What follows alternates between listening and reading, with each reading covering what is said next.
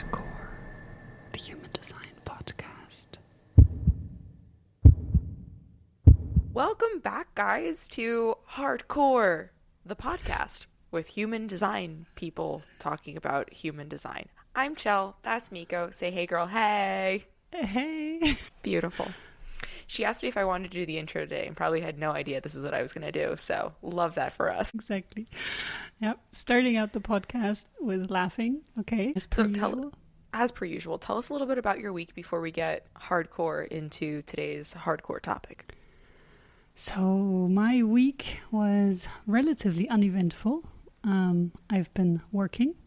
Either I'm working offline or I'm working online, but whichever direction, I've been working mostly. Yes, that was my week, but it's going well. I mean, I love opportunity, my work there, so I'm happy. Amazing.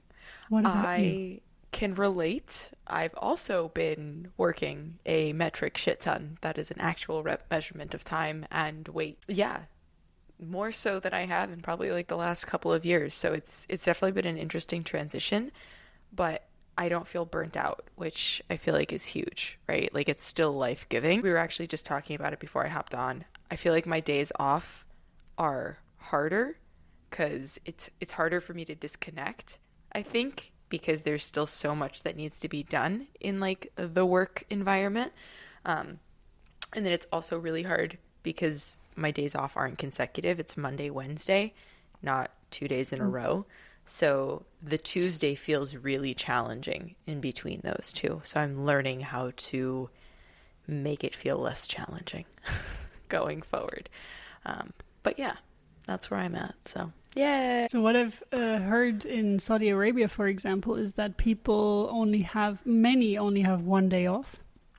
And I find that really intense because, as you say, when it's not consecutive, that's one thing. And on top of that, if you only have 1 day off, all you're doing is just running around doing laundry, getting your groceries, and you basically don't have any days off. Yeah, Monday it was a chiropractor appointment, and then like following up on things that I had put off. Oh shit, I forgot to call the bank. See, there you go. Something I should have done yesterday. Shit. Exactly. And like doing all these things that like I should have been doing. Oh, dude, got my film developed on Monday. Forgot to mention that. Apparently, the last role I took didn't take at all. So I don't know what happened with that. But the role that had been in the camera for 7 years seemingly did. So that's exciting times. Oh, wow. That's big news. Yeah, we were all waiting for that. Celestina shared that she lost those roles. And then she found them again miraculously. She was a bit upset that she lost them. And now one of them developed. So we're all very curious what we can see on those pictures. Right? I think my dad opened the one that didn't develop in the camera. Like a fool. And it's his camera, man. Yeah. Anyway. Okay. Well, today's topic is going to be types in human design. We thought that we would get started with those topics to just introduce everyone that is not really deeply into human design yet. So we kind of want to pick you up here as well and take you along the journey. And once you understand the centers that we covered last week, so check out that episode if you haven't yet, and if you would like to know more about the centers. And we also released a bonus episode on the inner authorities. So today we're going to be talking about the types. Would you like to get started? Should we start with the reflectors? Yeah, let's give the reflectors, that 1% out there, some love. Yes. Yes. Reflectors are only 1% of the people out there. And I think that might be helpful as we go through these as well to talk about how prominent each of these types are. So reflectors are basically the mirrors of their environment, the mirrors of our world. And they're 1% because not everyone needs to be a mirror. Also, damn, they can be insightful when they are in a space where either some shit's happening and it just like amplifies the shit that's happening, or they can be really cool mirrors into what is functioning well in that space. reflectors are completely undefined in their chart. So there's a lot of white space in their chart. They have gates defined in some of their centers, but for the most part, they are just amplifying and reflecting back other people's energy, whether it's good or bad. That covers the majority of what a reflector is. So as Celestina mentioned, it is really about taking in the environment and reflecting it back. So the very important choice that a reflector needs to make is location, location, location, as we mentioned in the last episode. So it's super important where they live and who they surround themselves with, because the environment that they are and the social surroundings that they are in, they're going to reflect it and they're going to also take it in. So they have one of the most resilient auras, most resistant auras as well. So it's really protecting them from taking in the other energies in some ways, but they're here to sample. So their aura is sampling, very resilient, and they're just taking in the information from this person, from this person, from this and this and this.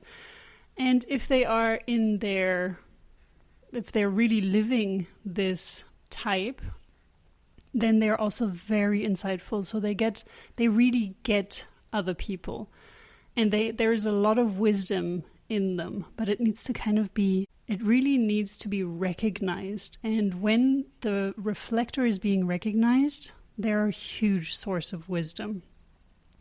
They also have a strategy. So every type has a strategy. And every type has a not self as well. And they also have a signature theme. So every type has a signature theme. And in this case, their strategy is that they need to wait for a full lunar cycle at least. So it can be 1 month, it can be 2 months, it can be 3 months. It can take a lot of time until a reflector is aware of which decision is best for them.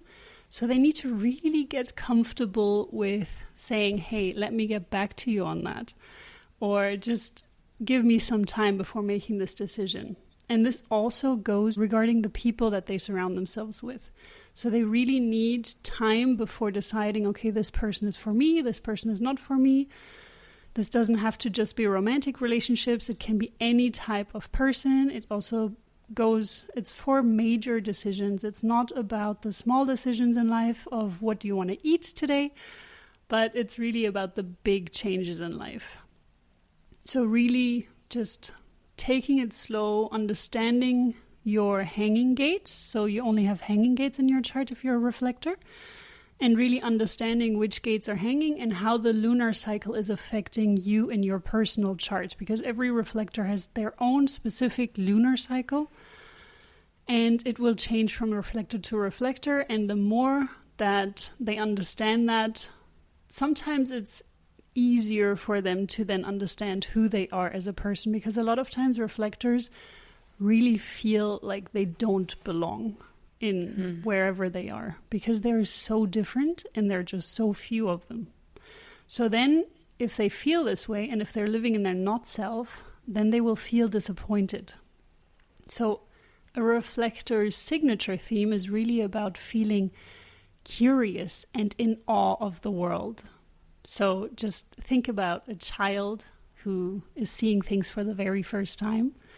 And this is what a reflector should feel like. And that makes sense, though, because they're leaning into and learning what each of the centers feel like, right? So not that it should be a surprise, but it seems like they want discovery, and to understand themselves better. And the way they do that is by being in that environment or around people who are showing them what each of those things can feel like in a positive way, but then also understanding how like the negative or the shadow part of that gate or that center can appear and show itself as well. Absolutely, yeah. And apart from the people that they surround themselves with, We also know that the planets are transiting and they're also defining us, or they're standing in certain gates throughout the year and throughout our life. So this is also yet another way to really get to know ourselves. And again, sampling the centers. And it's therefore really important for reflectors to also have their own space. They really need to feel safe and feel good in their home, maybe in their room. So if you have a reflector child, try to put it in their own space, in their own room. And also try to avoid bringing in objects that have a lot of history, because they're so sensitive in picking up these informations, even from objects, that it can challenge them. So if you have a child that is a reflector and they don't sleep very well, then look around the room and see whatever is around, and maybe there is something that has a lot of history and they're picking up this energy. So cleanse it, and then you can put it back if it's important to you or to the child. But try to also understand that they're very energetic beings and very sensitive to energies. So there's a lot of deconditioning that needs to take place regarding letting go of feeling invisible, and feeling the pressure to oftentimes be a manifestor or be a generator. So consistently working, trying to prove themselves. And they really need to be just recognized for who they are. They're not here to work like a generator. And yeah, they are fluid in who they are. So it's not that they will be a certain way. The one reflector that I know, I think I mentioned this probably episode 1 or episode 2, but left the position and now works for herself and takes like 2 or 3 months off during the summer, just like completely disconnects from all socials. And it's really cool to see that someone can lean into what feels 100% good for them without having to give in to like the societal norms of like, ooh, you shouldn't really do that, you know? But that's what feels good for her. And the workflow, because sometimes she'll share it on like Instagram. The workflow that she has for herself is very like in her own little bubble, choosing that like now she can be, I think she's been doing this for like 3 or 4 years. So she can be a little bit more like discriminatory about the clients that she's taking on, and like making sure that they're aligned and making sure that it's projects that she enjoys rather than feeling like having to do all of the things all of the time. So yeah, I think that there's still, whether you're working for someone else or you're working for yourself as a reflector, I think that there's so much that you can kind of like mold and shape into the world that you want it to be, based off of like what you're feeling, the environment that you're around, and obviously the people that you're around as well. Absolutely. Okay, so let's move to the projectors. A non-sacral being, it doesn't mean that they don't necessarily are or have energy. It just means that they don't have the sacral defined. So would you like to tell us a little bit about projectors? Yeah, let's start with some statisticals, because I love me a good statistical. Yeah, so projectors are, I've seen so many different statistics on this, but like between 20 and 30-ish% of the population. Does that sound accurate? Yeah. Yeah. Around 20 usually. Yeah, okay, let's go with that. Like 18 to 20. Sure, let's go with those numbers. So a smaller portion of the population, right? So I feel like all of these types have a very specific like role in our world, which is why we have fewer reflectors, a couple of more projectors, and then we'll go through the rest of these as well. But projectors are here to kind of insert themselves into the runnings and happenings of sacral beings. So the generators and manifesting generators of the world. Projectors came about in like, I think around the time of the Industrial Revolution, right? So like 1800s E. So relatively, in comparison to like the other types, you're pretty new here on the earth in this world. And I think it's really cool because a projector, we'll talk about manifestors in a second, but projectors are also here to lead in a different way than a manifestor has led for millennia. but specifically the generators and manifesting generators of the world. So to kind of be like the middle level management, if you will, of the energy world. So projectors are here to wait for the invitation. That's their strategy. And if they're not waiting for the invitation, I like to describe it as they feel pokey. You feel like, it just feels like they're pokey, pokey, pokey, pokey, pokey. And the reason being, so I've had a projector in my life, my entire life, several different projectors, right? But like looking back, my nonna, my grandmother, was probably the first projector in my life who, I don't know if I could say inserted herself, but like she would definitely be like, make suggestions like, Celestina, like wear your hair curly, not straight. Mind you, this was the early 2000s when everyone was straightening their hair. And she's like, oh, but like they use it now. That was like the literal translation of like what she was saying in Italian to me. They use curly hair now. I'm like, they don't though. They don't. But what I'm trying to say with this is a projector needs to be able to wait for an invitation. So that could be asking, like, would it be okay if I share this with you? Or having someone come up to them and being like, what are your insights on this? Like, would you be open to sharing? Right. And I know from like experiences of like a projector being pokey at me that I don't even listen when I'm given insights from a projector that I didn't ask for, versus being like, Miko, would you like to share your experiences as a projector about this? Thank you. That was a very smooth transition. Thank you very much for the invitation. Of course, boo-boo. So yeah, this is how it should work. So a projector really needs to get recognized for what they're here for the wisdom that also lies within them. They're not here to initiate, and this is another very tough thing to learn as a projector. So I'm an ego projector, if you didn't catch on to that yet. But so yeah, I've done my own experiments and experiences on this topic, and I also keep attracting projector clients, which is also very interesting.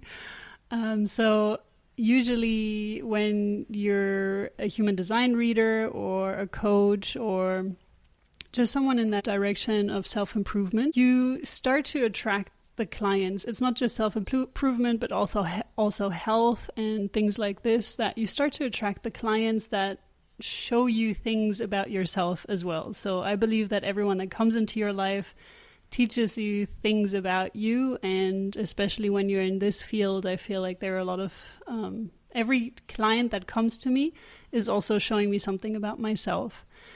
And when it comes to projectors, I totally understand what you're saying when we're being pokey and giving unsolicited advice. And I think I've completely stopped doing it. I'm being very careful here because, of course, it keeps coming up from time to time. But I usually recognize when I'm doing it and I catch myself. And Celestina has also explained kind of the way around it by asking, hey, would you like my opinion on this? Would you like my recommendations, my suggestions, things like this? It's a way around. However, you're really going to have the most power as a projector when you are being asked. When someone knows something about you, that you're offering human design readings, for example, and then someone comes up to you and asks you for a reading, for example. So being recognized is really, really crucial. And the more that you just lean back and don't force it, don't try to initiate and manifest things. But it also means not to just sit around and do nothing. No one is going to see you and recognize you if you're just sitting at home, twirling your thumbs, expecting someone to come knocking at your door if you're not showing yourself. So this is a very important thing. Learn to not... It's about showing yourself and stepping out and sharing your talents with the world, and then someone coming up to you and asking you for support. So this is one very important thing that I always hear from projectors. So I'm just supposed to do nothing? No, it's not about not doing anything. It's about waiting for the invitation and then choosing the correct invitations. Because just because you receive an invitation doesn't mean it's correct for you. And this is where it goes back to the inner authorities. So if you haven't done so yet, then do listen to that episode, because there you can understand how to decipher which invitation is correct for you. Very important. So when a projector is living in their true self, so when you have started to decondition yourself, that's what it means, then you're going to exude an aura of success. And you're also here to be successful as a projector. So these are two things that are going to happen. You're going to look successful, feel successful, and this is also how you can identify if a decision is correct, if it makes you feel successful. But also, you're going to, as a projector, really have to lean into understanding your motivation. Get to know and understand your motivation. And this is also a thing in human design where you can see, it says motivation, and you will see what type of motivation you have. But really understand this as well. And those are all ways to get to know and understand how your inner authority works and how a decision feels when it's correct for you. If a projector is going into the direction of a not self, so when you're really heavily conditioned and you're not following what you're supposed to do here on this planet, you can fall into bitterness. And this also happens when you're giving unsolicited advice and no one is listening to you because no one is hearing what you're saying. Then you start to feel bitter and frustrated is a different type, but yeah, frustration does also come up sometimes. But bitterness is the main not self theme for a projector. So that shows you directly, okay, you're going into the wrong direction. Yeah. Oh, man. So going back to my nonna as being the first projector in my life, for you guys watching on YouTube, that's my nonna. Mm-hmm. And that was me like, oh my God, 12 years ago probably. Crazy. Anyway, I feel like being a projector woman growing up in the 20s and 30s was probably extremely challenging, right? She was the oldest in her family. So I feel like from her family perspective, she was probably the leader, right? Just because she had like 5 or 6 like younger siblings from her, and she like had to be the older sibling. But when she got married to my grandfather, first of all, that marriage should have never happened. And like the horror stories that she told me, and like, yeah, she didn't love him. She loved someone else, but she couldn't marry him. So just, I mean, I wouldn't be here if that didn't happen, you know? So like, I believe everything happens for a reason. And literally the last thing she said to me was, Celestina è destino, quelli ci ne hanno no bono sono beati. It's destiny. Those who have a good one are blessed. And I got that tattooed. But what I'm saying here is, damn, I felt that woman's bitterness. And it was like a bitterness towards my grandfather. It was like a pissed to have left Italy. And not even like a struggle of a life, right? Because like they had the American dream. They did well. We literally had a white like painted fence outside, right? Like everyone wants the white picket fence, right? They literally had that. They? Yeah. I mean, I guess some people want that. I want acres in Italy overlooking like mountains, but different. Yeah, but man, it's to see her, and like especially when she would like suggest things to her kids, my aunts and my dad, like to see them be like, no, I don't want to do that. They're all generators or manifesting generators respectively. And to see the pain and bitterness really on her face or in her aura when people would say no, or like my grandfather would just be a dick, like, man, I can't even imagine holding on to that for years and years and years and not being able to express it and not knowing why I felt that way. Right. So I'm grateful, one, that you know what your human design is and that you've found this, right? But think of how many people who don't know out there who are living in this not self theme forever and then perpetually making themselves sick in some way, and having that bitterness manifest in your body negatively and then kind of just become this decrepit older human. That sucks. And I think it did manifest in her body in different ways, right? Like she had major sciatica for like the last 10 years of her life, and that sucks. So all of that to say is I love her still. I would say loved, but like she's still with me, but like love her. But I just wish she had had a life where she could have been more vocal and seen for the knowledge that she really had. Yeah, you're so right. It must have been even harder back in the day as well with, I mean, the way that our grandparents worked, it was really very generator-like. And it was constantly go, go, go, trying to provide for the family. And a projector is here to be. They're not here to do per se. And this is the point that gets misunderstood so many times from as well projectors, where they're like, so I'm just supposed to sit around. But yeah, sure. Exactly. No, don't misunderstand. And also, that being said, regarding projectors, I said this right at the beginning, just because you don't have your sacral defined doesn't mean that you don't have energy, because there are still 3 more energetic centers, energy centers apart from the sacral, which is the root, the emotional solar plexus, and the ego.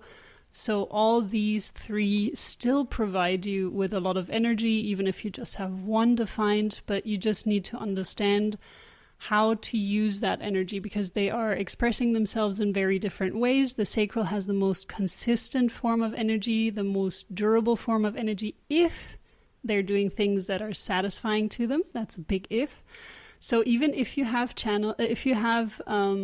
other energy centers defined and you still feel like you don't have energy, there must be a block somewhere. So you can tap into it. We might need a whole episode on like unblocking meditations. Ooh. Okay, I'm going to write that down. So it's the tip of the iceberg, even when it comes to projectors. So every type we're going through, we're just scratching the tip, and always bear in mind that you need to look at the entire chart. You need to look at your history as well. What are the things that you experienced in your childhood while you were growing up? Where were some blockages that were placed into you? Where have you placed your own blockages? So I really love looking at it from a warrior mode attitude instead of a victim mode attitude. So while things have happened to you probably in your childhood, you have the chance to always unblock them for yourself. It's not about blaming anyone. It's just understanding the source and working on unblocking yourself and releasing all that potential that is inside of you. I love that Mikoism. Now we come to your type, the manifestor. Okay, cool. So manifestors statistically make up like 9-ish to 11-ish% of the population. And the strategy for manifestors is to inform and initiate. It's literally the complete opposite of waiting and like holding your horses, right? Truth be told, as a manifestor, informing, it did not come easily. I think as an adult who had been molded to be a generator, basically, or a manifesting generator, right? Or conditioned, rather. Maybe that's the right word. Yeah, so I'm going to share this really quick. Upon my journey as like into human design, I asked the person that I was working with, I was like, how do I inform? So if you're a fellow manifestor out there just starting on your journey, not like resonating with like, how do I inform? You are not on your own. It can be more challenging having been conditioned to be a certain way. So it's not as easy as just like I'm just going to say everything out loud all day, every day, because that's exhausting. It's sitting in your own energy and kind of waiting for this download, right? So there's still kind of a piece of waiting, because not everything is something that you need to put your energy towards. So it's kind of this delicate balance of like, yes, once you get this like burst of energy to do the things, inform, do the things, don't let anyone stop you, and ask for help if you need it. I think that that's also something that manifestors may forget to do, right? Because we're moving so quickly to do the thing that oftentimes we don't allow others to help out. And that could also be because we spoke about the aura of the reflector and less so of the projector. But manifestors have what is called a repelling aura. Like the worst verbiage ever. I feel like, I don't know, I'm thinking of like, what is it? Charlie Brown, like Pigpen, the kid with like all like the flies and stink around him. That's how I imagine my aura to be. Oh my God, no, it's not like that.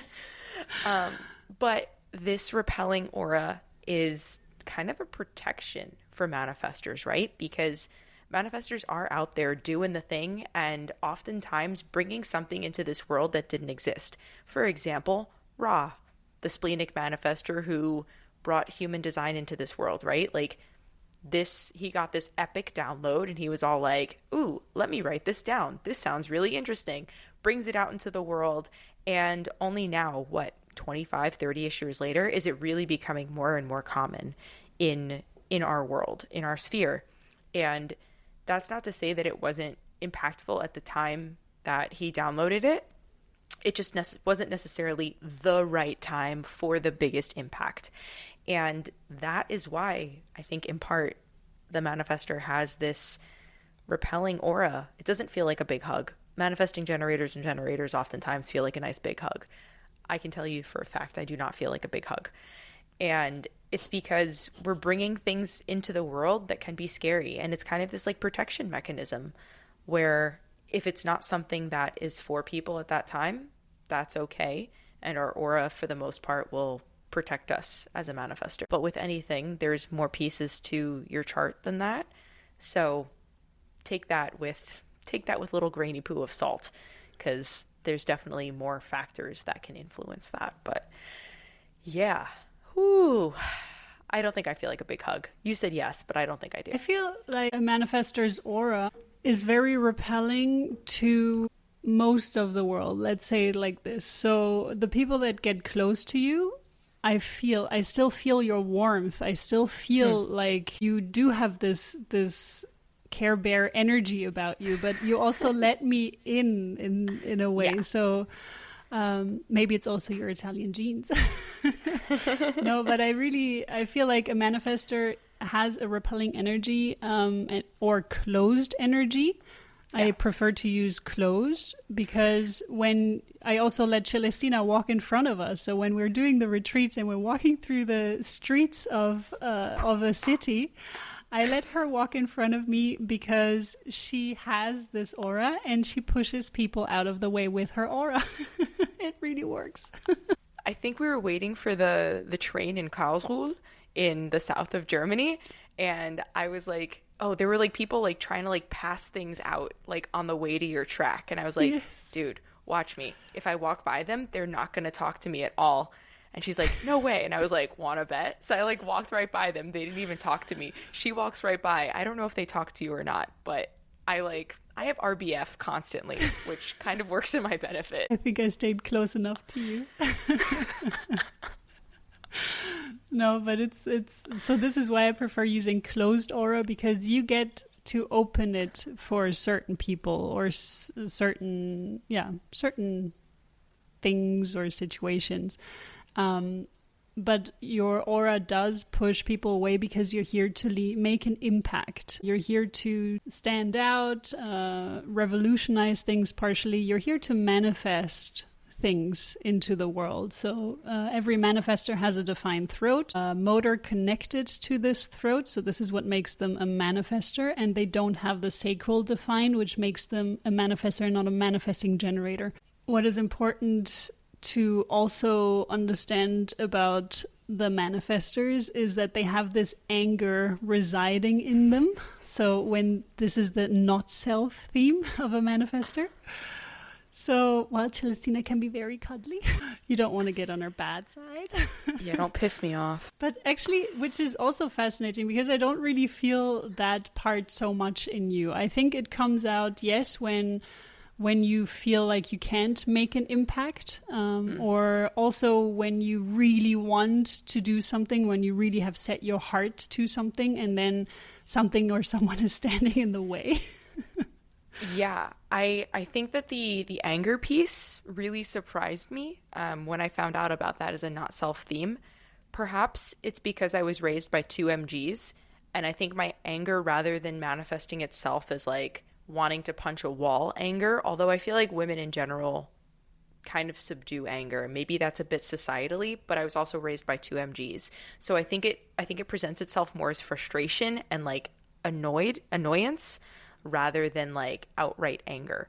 I have a couple of instances that I can recall like as a kid where it was definitely an anger outburst. Like this small child when I was like 4 kept saying good morning to me, and I just didn't want her in my face saying good morning, and I may or may not have bit her.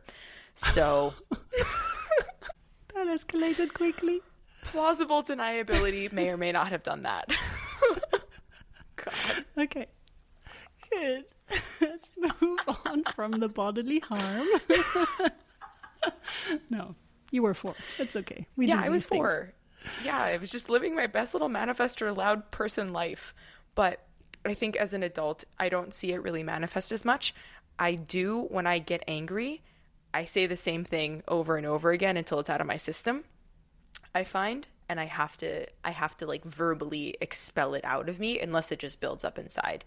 So other manifestors out there, let me know if that works for you. Just saying it out loud, like expressing your anger, expressing your frustrations out into the world over and over, that may help. So yeah, and that's also a good point that you're bringing up, because I think manifestors also benefit from leaving a voice note journal instead of, I mean, they can write, of course. It's also a form of expression, and it's also manifesting in letting your words flow onto the paper. But yeah, I think expressing your anger or just speaking it out loud, even to yourself, it doesn't have to be directed at anyone, but I think that's also very good advice. Yes.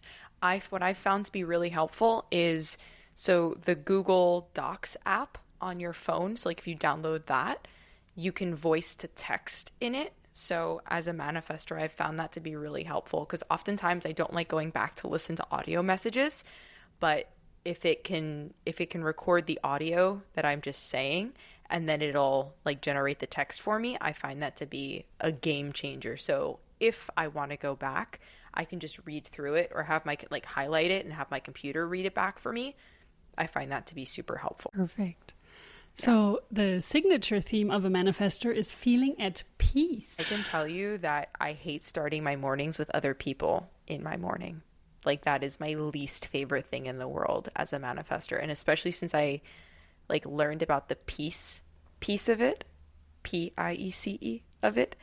I had a lot of guilt and resentment around starting my mornings off slow. And I was like, why do I just want to sit on the couch, drink coffee, and cuddle my puppy? Like I should be doing things in the morning to do the things.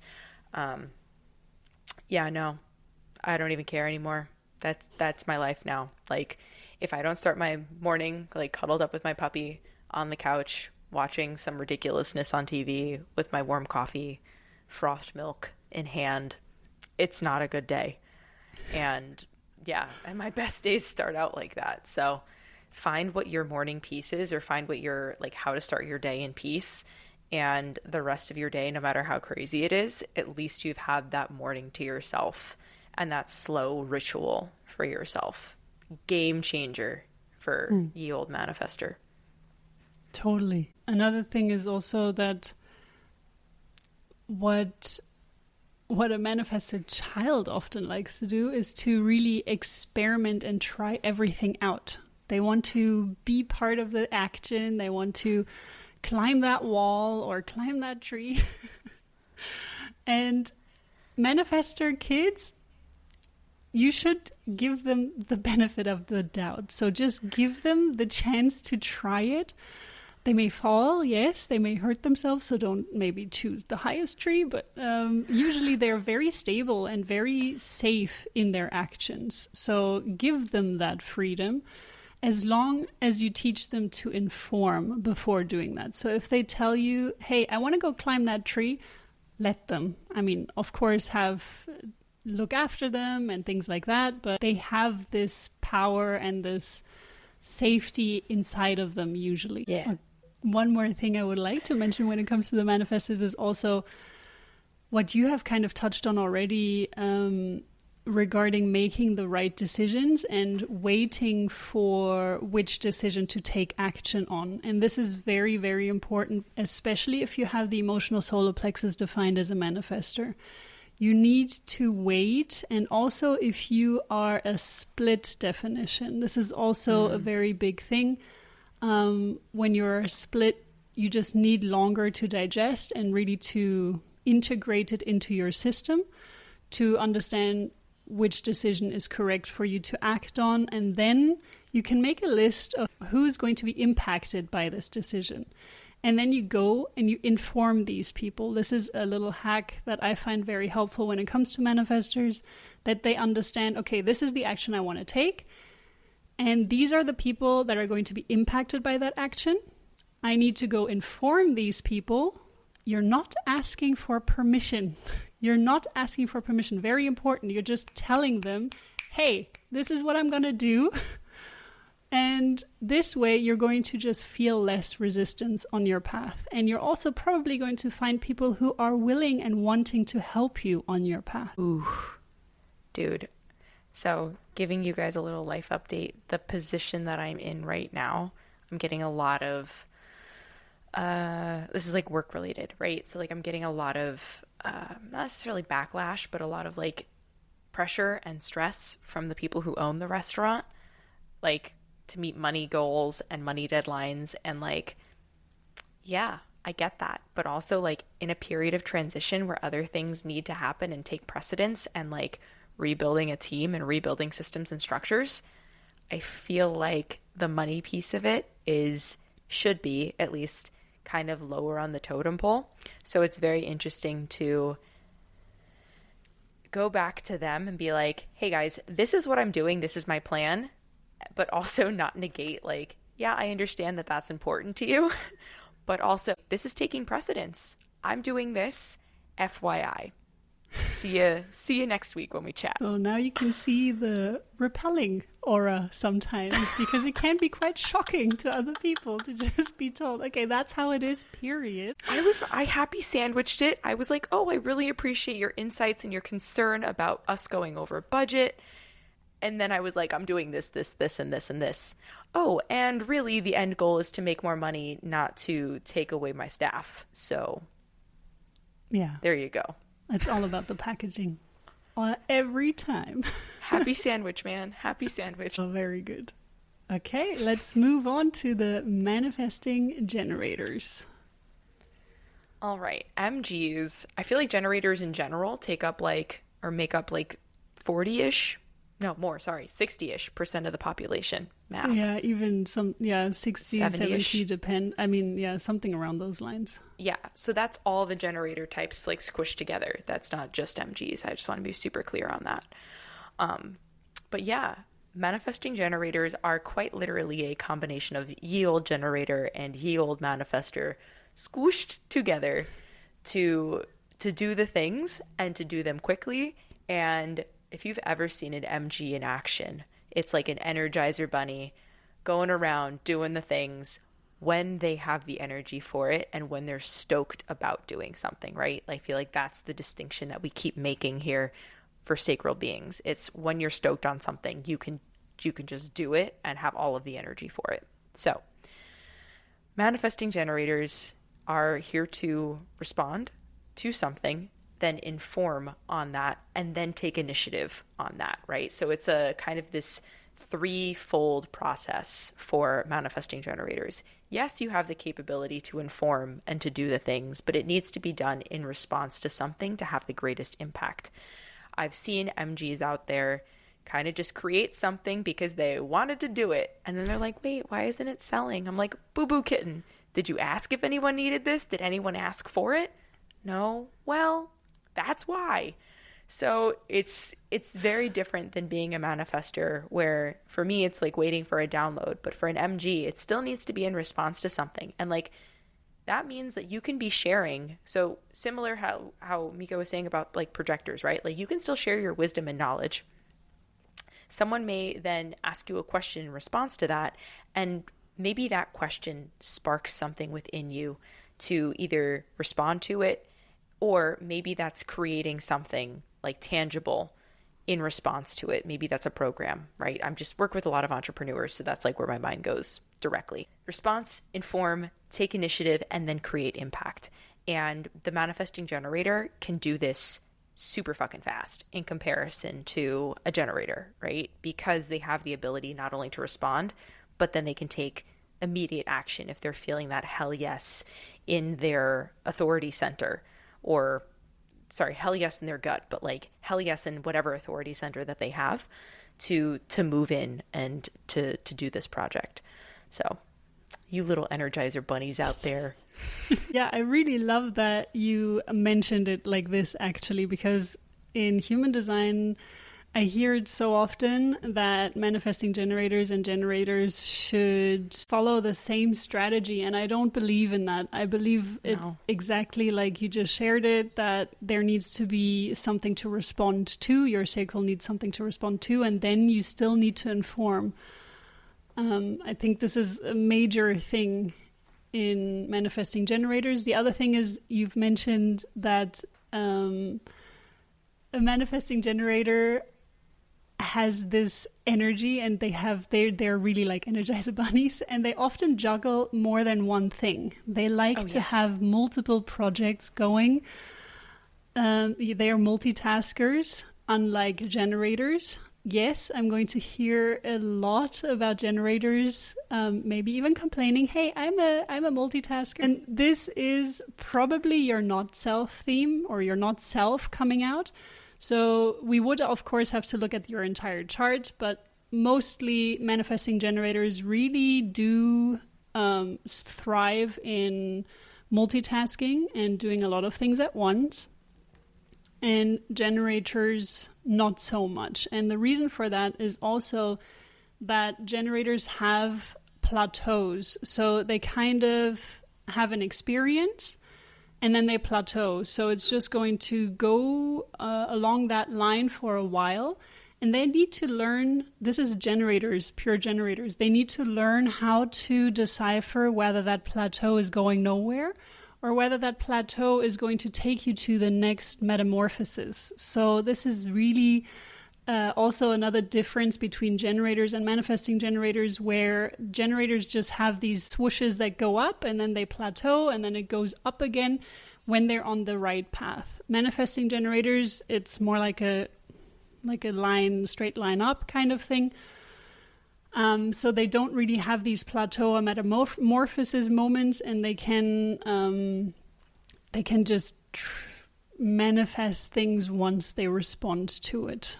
We've also already touched on this, that manifesting generators and generators have an open and enveloping auras. However, manifesting generators do have more of a pushy, like pushing away aura as well, more than generators. Generators are just huge cuddle bears when they are in their correct deconditioned version. Manifesting generators still have this kind of pushy aura about them from time to time. The not self theme, therefore, is anger and frustration. So they will express both, especially when someone is standing in their way, or when they haven't waited for something to respond to, when they're just manifesting out of thin air and they see that the product is not selling, as you've mentioned. That's when the anger and the frustration is going to come out, or also when they're really pushed into doing things that they don't actually want to do. So you don't want to be around a manifesting generator who's frustrated or angry. That energy just blows me away. Dude, I'm so happy I had a door on my bedroom growing up. Ooh, for me, for my parents, they're intense. Like if they had an argument, the energy in the house was like dense. You could like cut it with a knife. You know that show on Netflix, Is It Cake? And he like cuts through cake or doesn't cut through cake. It was like that. On the other hand, when manifesting generators are in their signature theme, they are feeling at peace and satisfied. I wonder if it's a generational thing, but again, I'm just using the two MGs who were oh so ever present in my life, my parents. When they started like really embracing meditation and like chilling in whatever way, shape, or form that looked like for them, like active meditations, oh my God, they became nicer humans, like to each other, and like just, I think more even keeled, right? Because they're both emotional, but I feel like the more an MG can lean into that piece of it, the better. Because wow, game changer. Well, I would recommend that to every single type out there. Yes. Meditation. Meditation and mindfulness, both of these aspects, because every single type has to be patient. They need to learn to be patient. Even the manifestors, everyone needs to learn this. So when it comes to meditation, it really helps you to zone in onto yourself. It helps you decipher which thoughts are coming and going and just clear your mind in certain situations. This being said, your design plays a major role in how you meditate. So not everyone is meant to just sit and close their eyes and stay still. It doesn't work for everyone. So looking at your human design chart can help understand which meditation is actually correct for you. If you have a manifesting generator child, then do let them have several projects at once. So this is something regarding the multiple projects kind of thing, like multiple companies or multiple tasks that they're doing at once. Manifesting generator children, they like to also have many things lying around maybe, and then they go to one puzzle, then they go to building with Legos, then they go to paint or doing things like this, and then they will go back and forth between these projects. So give it a try and see how that goes for your manifesting generator child. Last but not least, you need to power yourself out as a manifesting generator. So because your sacral is defined, you need, and you have your throat defined as well. So manifesting generator really need to power themselves out physically and mentally.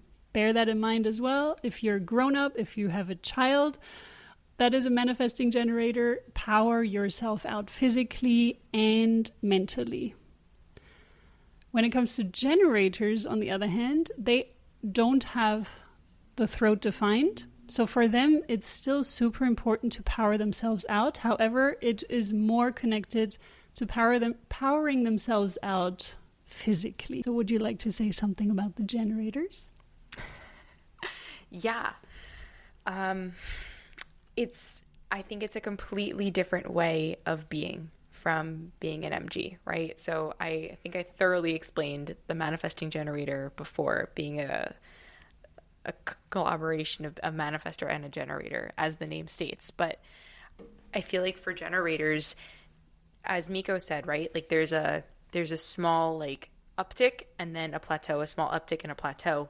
But I also notice, like just observing my husband as a generator, things are done and he's really aligned, whether he thinks he is or not. Like homeboy is probably the most aligned human inherently that I know. And I think the interesting thing is like not just waiting to respond or like responding to something as a generator, but like really listening to that inner authority piece. If it's the right time to respond is really key. And listening to what your body needs as a generator, right? Like if this lights you up, dude, you are going to do it. You're going to do it well in your own time, right? Like there's no rush to do the things. And I think that that's also really important. Just because someone else wants you to do it doesn't necessarily mean it's the right thing for you. For example, I have to leave my husband a physical list if I want any of the house chores done. If I ask him to do it, he won't do it. And maybe that's just a him thing.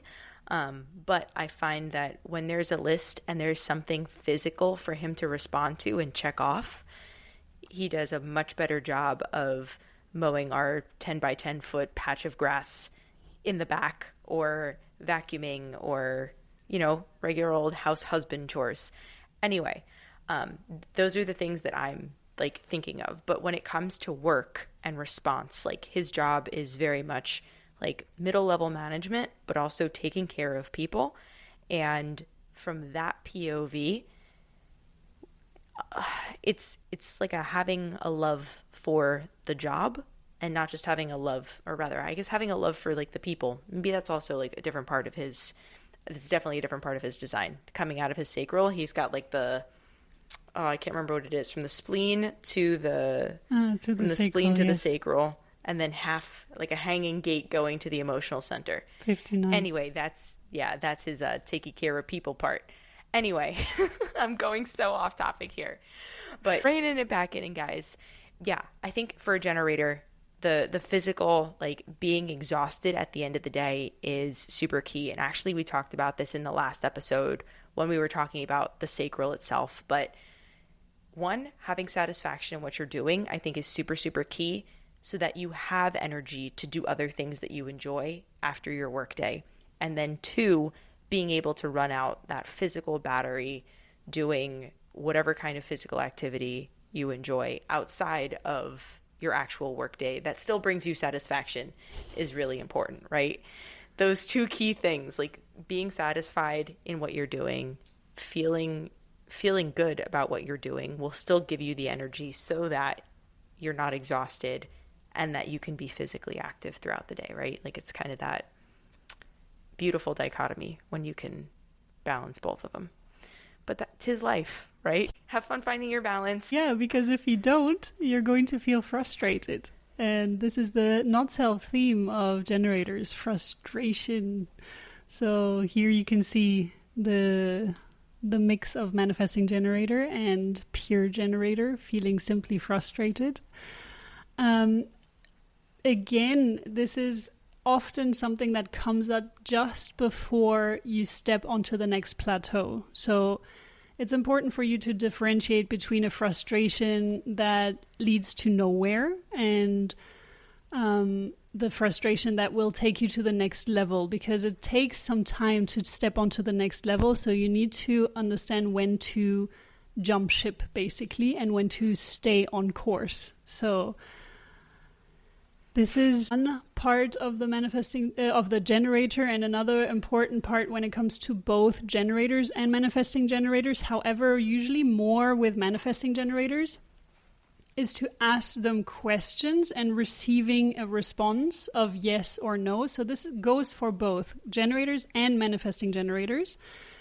You need to ask them yes and no questions, because this is again a way for them to respond to something. They really need something to respond to, and that will always come as a yes or as a no. And when the decision is correct for them, it's going to be a hell yes. If it's not a hell yes, it's a no. This is such a famous thing in human design. When a generator or manifesting generator says, maybe, it's a no. So it needs to be a hell yes. And now back to the manifesting generator point that I was making, where it's more so for the manifesting generator, is that they will have these or sounds coming out of them. Because their motor center, one of the motor centers, is directly connected to the throat. So that's how, especially if it's a pure manifesting generator, as in when the sacral is directly connected to the throat, because the sacral is your gut instinct. That's where your inner knowing resides. So when you are manifesting generator and you go with or that would be your most authentic yes and no. So if you have a manifesting generator child, do not train that out of them. Let them do that. Don't tell them, use your words. Just let them speak to you like that. It may sound strange to you if you're another type, but that is the most natural way for them to answer yes. and no. So sometimes it's also with generators, but it usually is more with manifesting generators. One more point when it comes to generators and manifesting generators. As we spoke about already, projectors are a really good friend to have as a generator or a manifesting generator, because projectors are generally good friends to have, let's just be honest. They are really good friends to have. But especially for a generator and manifesting generator, they are here to help you find your right path. So if you have a projector in your life and the projector is already on their deconditioning journey and relatively far along their deconditioning journey, that's a very important point. Then they can guide you, because a lot of times when you do BG5 courses, for example, in human design, or generally when you learn about positions of types or people in businesses, they say projectors are here to guide others, but they can only do so when they're deconditioned, at least to a certain point. If they're living in their not self theme, they're not going to be able to guide anyone. So yeah. Also, I feel like a projector manifestor duo, not just because we are one, but I feel like a projector manifestor duo is really impactful, right? Like to bring things into fruition, and then throw in a couple of MGs and Gs up in there, and then a reflector if you got one, if you find one. Let's just be real. We need all 5 types. That's what Absolutely. I'm trying to say. For sure. Yes, everyone has their role, and I think this is also a great way to end this episode, because when you first encounter human design, I feel sometimes you feel jealous of another type when you're one certain type, and especially when you've been heavily conditioned, you start to feel, oh, why can't I be more like a manifestor or a generator or a reflector or something like this? Why can't I be more rare? Things like this, they can happen, and it has nothing to do with one type being better than the other. You are here with your unique design, and you've been given this energy inside of you, or these connections inside of you, to follow your own personal life path. So life is like an exam, and you're not here to copy the other person's paper because they have a completely different paper. So just focus on the paper in front of you. That's what you need to fill out, and that's how you will pass. So that's how you will find, essentially, your life path. Another Mikoism. Also, when I was teaching at the university level, I literally did that. I would put out 3 different kinds of tests because I did not trust the kids in my class. See? I call them kids, and I was probably only like 6 years older than them when I was teaching them. Yeah, so God is like Celestina, basically. He hands out different papers to everyone, so don't try to cheat. Don't try to copy. Now we've established your omnipresence. Obvi. All right, guys. Well, on that high note, until next week. Bye, everyone.